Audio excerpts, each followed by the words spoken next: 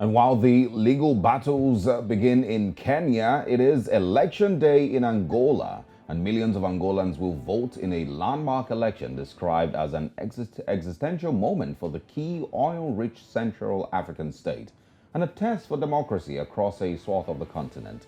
One big question on the lips of many is which party will emerge the strongest and consequently win the presidency in today's elections. The polls today pits veteran politicians against a generation of young voters just beginning to grasp that they can actually bring about a radical change and escape from the shadow of the Cold War. Observers, however, predict a close race between the incumbent, João Lourenço, and opposition leader Adalberto Costa Jr.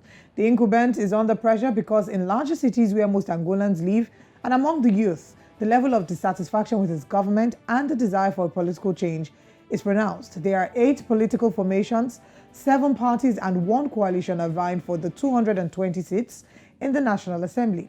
At the end of the day, the top candidate of the party that wins the most votes is elected president in accordance with Angola's constitution. This is a very important time, in the lives of the Angolans, because this is the 5th electoral process since 1992, and there have been several complaints. It's quite unfortunate to see that a country that is supposedly the second largest or the second richest oil producing state in the continent is one of the poorest. Yeah. And there have been several complaints with people talking about the fact that there is poverty, the economy is not yet stable. So they want a change. But unfortunately, that's not what is being seen. The younger people, there's a high rate of unemployment, and there's voter apathy. But there are more people who have stepped up. 14 million people have stepped up and registered to vote this year. I really do hope that there is some change for the people in Angola. Yeah. So something that I will mention with regards, first of all, they have a very special or a very different way of electing a president from what we have here. They have a parliamentary system, which the party that wins the most seats in the parliamentary election then then selects a president. But it's interesting to know, and this is one thing that I've always had an issue with, with regards to elections across the continent. Like you've mentioned, they're one of the poorest states in Africa, and yet, the second highest oil producing, country on the continent. And so it makes you wonder, each and every time that there is an election, what change really do political parties and these groups of persons who are vying for president or vying, to be in parliament, what do they really offer? In what way do they change the lives of the people?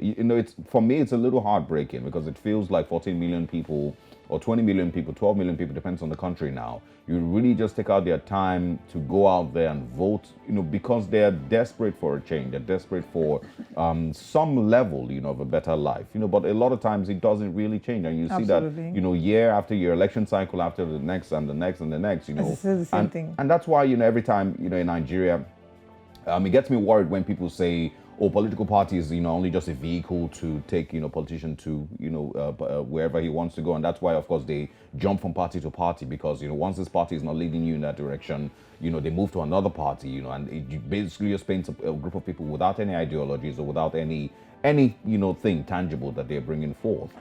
So when they do that, it's a continuous cycle of nothing. Continuous cycle of nothing, absolutely said. The current party has been in administration for 47 years since their elections. They've been in the same party, so at the end of the day, people are asking, so what exactly is the democracy that Angola is saying that they run? Because we're having MPLA, haven't been there for about 47 years, and now they're trying to topple the current administration. Nothing is happening. There have been reports of the fact that people have to go outside to get proper medical treatment, and that there have been companies that have been established, but the incumbent has his people running these administrations. Even worse is the fact that the Electoral Commission, there have been accusations against the current party that the Electoral Commission is governed by members of the MPLA. So how can you then guarantee free and fair elections? So these are some of the concerns. But I think the good news is that this is the first time that Angolans living in the diaspora will be able to participate in the vote. So it's something great to be excited about. That's a good thing. I hope that actually brings a change. Remember, at 9 a.m. this morning, we're going to be bringing you live